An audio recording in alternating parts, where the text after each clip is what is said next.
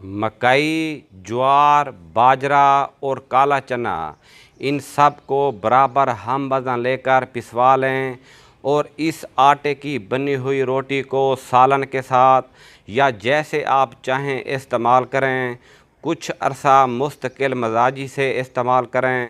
इस रोटी से sugar, high blood pressure, जोड़ों के दर्द, जिस्मानी कमज़ोरी, असाबी खिंचाव, असाबी कमज़ोरी, बदहज़मी, तेज़ाबियत, खट्टे डिकार, जिस्म का बढ़ना और फूलना, ये तमाम अमराज बिल्कुल ख़त्म हो जाएंगे।